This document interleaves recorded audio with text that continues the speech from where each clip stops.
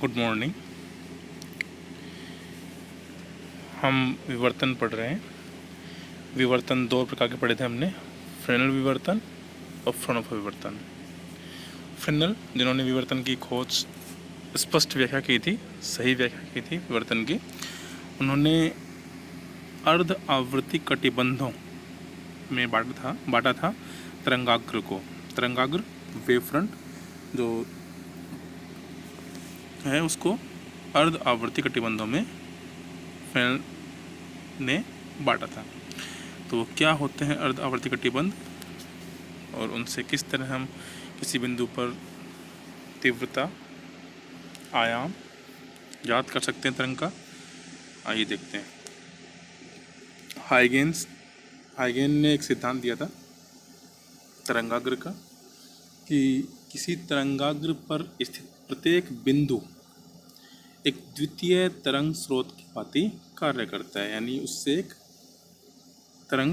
द्वितीय तरंग उत्सर्जित होती है और इस प्रकार तरंग समष्टि में स्पेस में फैलती जाती है। ठीक है, तो इस तरंगाग्र को फ्रेनल ने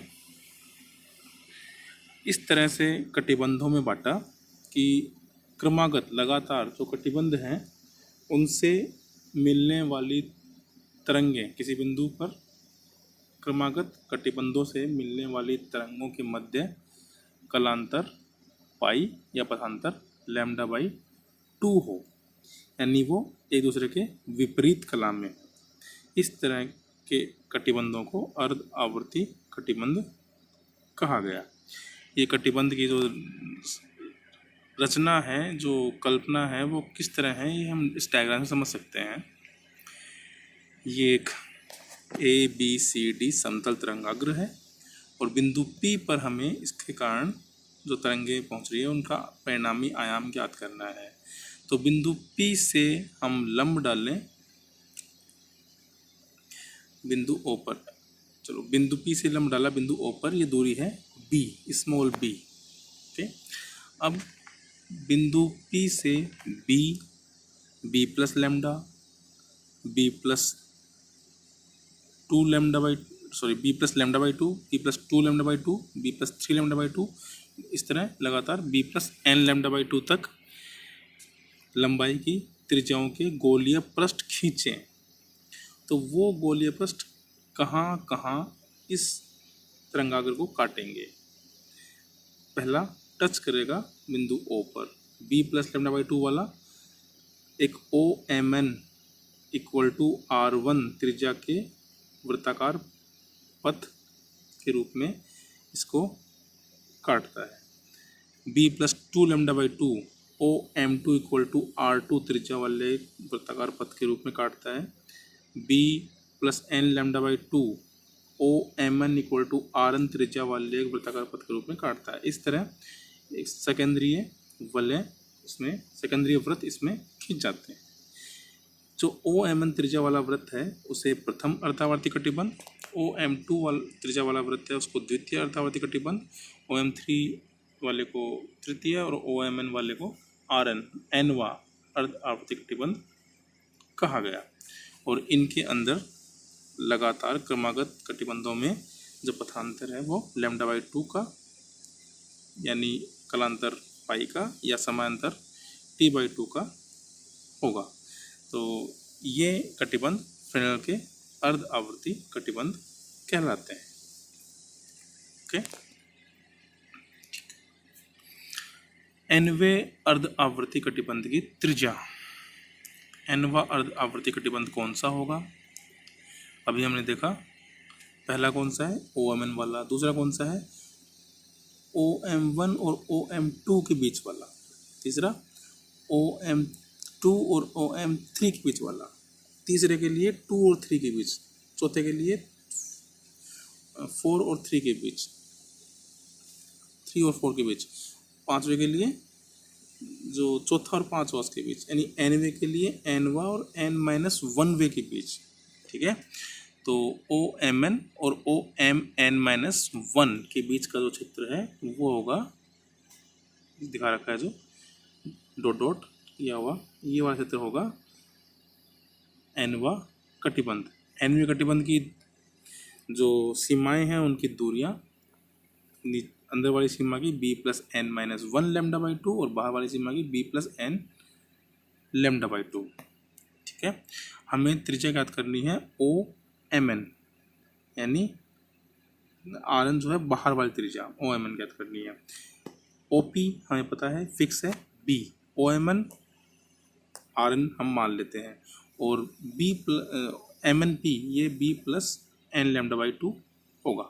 ठीक है, तो इस त्रिभुज ओ एम एन पी से समकोण त्रिभुज है, उससे हम कह सकते हैं M N P square equal to O M N square plus O P square. इन तीनों की वैल्यूज रख देते हैं, दो की पता है, तीसरे की हमने मान रखी है आर एन। और इस तरह हम इनसे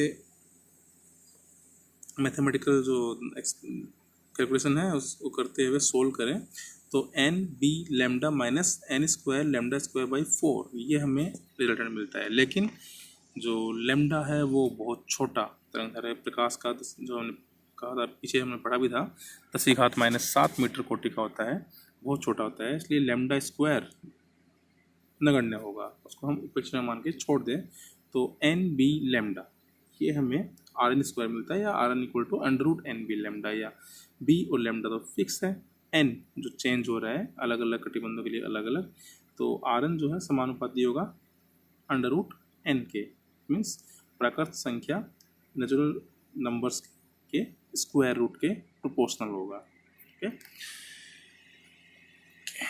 तो इस तरह जैसे जैसे कटिबंध का नंबर बढ़ता है वैसे वैसे उसकी त्रिज्या बढ़ती है प्राकृत संख्या के वर्गमूल के समानुपाती रूप में। एनवें कटिबंध से निर्दिष्ट बिंदु P की औसत दूरी क्या होगी? हमने पीछे बात की थी। एनवा कटिबंध कौन सा है? एनवा कटिबंध है OMN -1 और OMN के बीच का कटिबंध। तो इनकी दूरियां, जो अंदर वाला किनारा उसकी दूरी b plus n minus lambda by two और बाहर वाले किनारे की b plus n lambda by two. तो इन दोनों दूरियों का औसत करते हैं तो आ जाएगी औसत दूरी PMN प्लस PMN -1 बाई 2। दोनों का औसत किया तो आ गया b plus 2n - 1 lambda by 4। ये है एनवे कटिबंध की। अगर n-1 वे की बात करें तो b plus 2n - 3 lambda by 4, और इन दोनों का डिफरेंस देखा जाए तो वो लेमडा बाई 2 आता है। इट मीन्स तो क्रमागत कटिबंधों से मिलने वाली तरंगों के मध्य पथांतर लेमडा बाई 2। एनवे कटिबंध का क्षेत्रफल कितना होगा? वही पीछे हमने देखा था, OMN और OMN -1 जो है उनके बीच का क्षेत्रफल हमें ज्ञात करना है।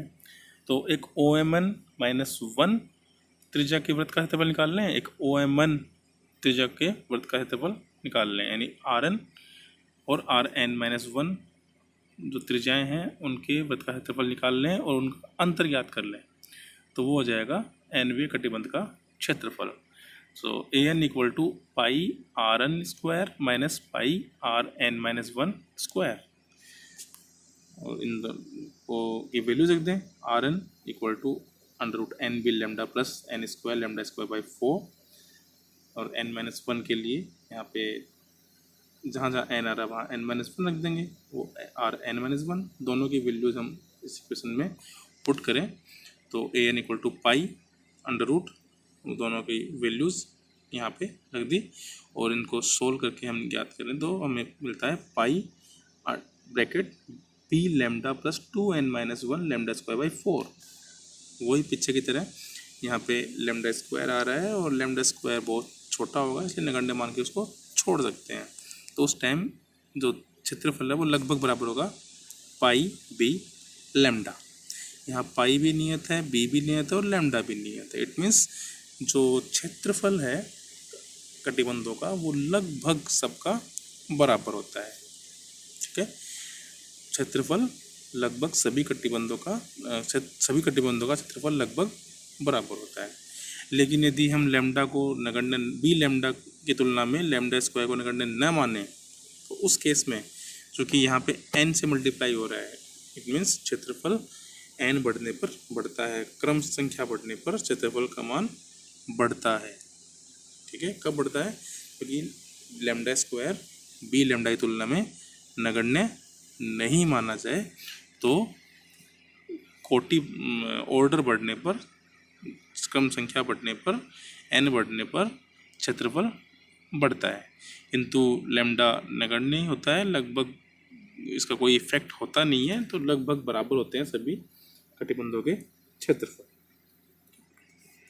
ओके, तो इस तरह हमने देखा कि जो फ्रेनेल अर्धावर्ती कटिबंध क्या होते हैं, इनके त्रिज्याएं प्राकृत संख्या n के समानुपाती, वर्गमूल के समानुपाती होती हैं और इनके क्षेत्रफल लगभग बराबर होते हैं। ओके, नेक्स्ट हम पढ़ेंगे कि इन कटिबंधों से परिणामी आयाम और परिणामी तीव्रता कितनी किसी बिंदु पर P पर प्राप्त होती है।